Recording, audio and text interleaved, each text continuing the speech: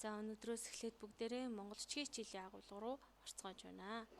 За өнөөдрийн хичээлийн сэдэв бол гар бичвэр. Тэгэхээр хэдүүлээ гар бичвэрээс уншиж утгыг нь ойлгож мэдж чадцгаая. За юун түрүүн үндэсний бичгийн тэг гэж юу вэ? Ямар тэг байдгүй гэж сэргээж санацгаая. За үсгийн тогтсон зурлаг хэв маягийг тэг гэдэг. Үндэсний бичигт ямар тэг байдаг вэ? Эргцүүлээрээ хүүхдүүдээ санаарай.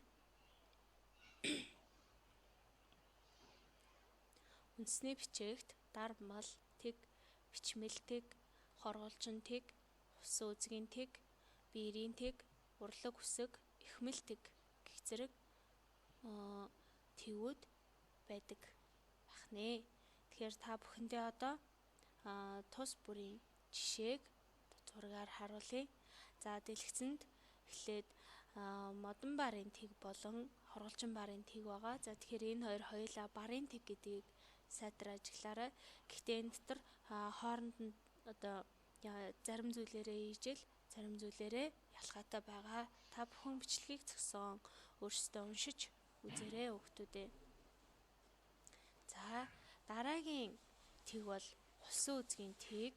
За энэ улсын үзгээр бичсэн урагшаа ийм үзүүртэй байгааз. За энэ бол бид бүхний өдөр тутамдаа уншиж хэрэгэлдэг дармал тэг байна. За дараагийн жишээ бол биерийн тэг байна. За биерийн бичвэр бол одоо энэ цаг үед нэлээдгүй одоо хөгжиж бүтээл хийж байгаа том наадмууд болж байгааг та бүхэн бас харж байгаах. За түүнтэй бас хамт зэрэгцээ гаргацсан энэ тэг бол гүйлгэн тэг байгаа. За гүйлгэн тэг маань одоо биернээс бас ялгаатай. Тэгэхээр та бүхэн бас юугаа бичлэгээ зөксөөгоод үзээрэй хүүхдүүдээ. За дараагийн зураг бол урлаг үсэг, эхмэл тэг 2. За эхмэл тэг маань болохоор угалзын эхмэл. За тэгээд энэ дөрвөлжин одоо энэ эхмэл байгаа. Тэгээ ийм ялгаатай. За урлаг үсэг гэдэг болохоор тухайн бичвэрийн утгыг өөртөө хадгалж ингэж бичигддэг ийм төрөлтэй. Онцлогтой байх нэ. За жишээлбэл энд морийг хараарай.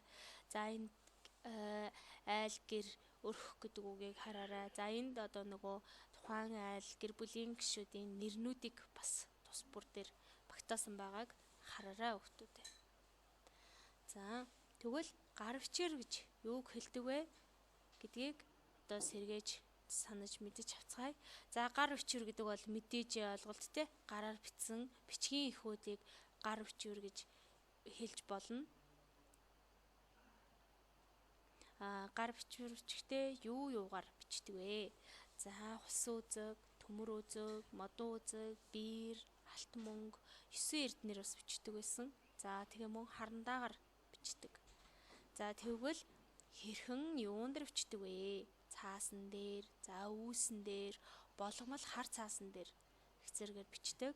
За тэгээд яаж бичдэг вэ гэхээр татлаган бичнэ, гүйлгэн бичнэ, хичээнгүй бичнэ, самнаа бичнэ. За тэгээд дармал. За энэ дармал бол хвчлэн тэр барын бичвэрүүд дээр байгаа. За тэгвэл хамгийн түгээмэл одоо гар бичвэрийн онцлог юу байх вэ гэхээр энд хичээнгүй тэг байна. За энд гүйлгэн тэг байна. Ингээд татлаган бичих. Тэгэхээр гараар бичих одоо хамгийн төгс хувилбар бол татлаган бичвэрийн тэг байх нь. Тэгэхээр хичээнгүй бичих гэж юу хэлэх вэ гэхээр үсгийн зурлага дүрсийг тогтун сайхнаар хичээн бичих бөгөөд огт татлаагүй жигд гаргастай бичсэн бичлэг юм аа. Энэ бол бидний одоо үндэсний бичгийг сурахад хамгийн анх одоо суралцдаг тэг байгаа. За үүний дараа гүйлгэн бичихэд үзэг салгалгүй бичгийг чухалчилдаг бөгөөд энэ нь түргэн бичгийн гол үндэс болно. Гүйлгэн бичих тэг гэдэг нь одоо хичээнгүй бичгийг бодвол арай хурдан, татлаган бичгээс арай удаан тул энэ хоёрын завсрын шинжтэй байдгаа гэж. За одоо энд үзэг салгахгүй одоо тийм Монгол гэдэг үгийн туслыг яаж бичсэн байна гэдгийг хараарай. За гэх мэт.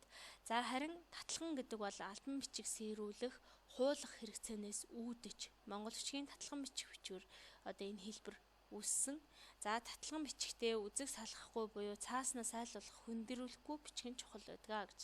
Тэгэхээр энэ арын үгийг хараарай. Монгол орон гэдэг үгийг огт үзэг салгахгүйгээр бас энэ гээгийн урд тусал за тэгээд хамгийн сүүлийн ил үсгийн дээшээ эврийг одоо дээшээ гаргаж ирээ холбоод одоо ингээд бичсэн нэг ч одоо үзэг салгахгүй бичдэг ийм онцлогтой одоо ийм бичвэрийн тэг байх нэ. За тэгээд гар бичвэрийн одоо ийм онцлогуд байна хүүхдүүдээ. Тэгээд та бүхэн бие даан ус судалж уншиж бичиж үзээрэй хүүхдүүд. За дэлгэцэнд харуулж байгаа энэ гар бичвэрийг бүгдээрээ уншиж үзээрэй.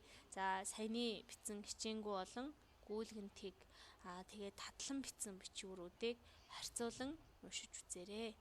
За тэгээд анхаарал хандуулсанд баярлалаа. Бүгдээрээ эх 7 хоногийн хичээлээр иргэн уулзцгаая.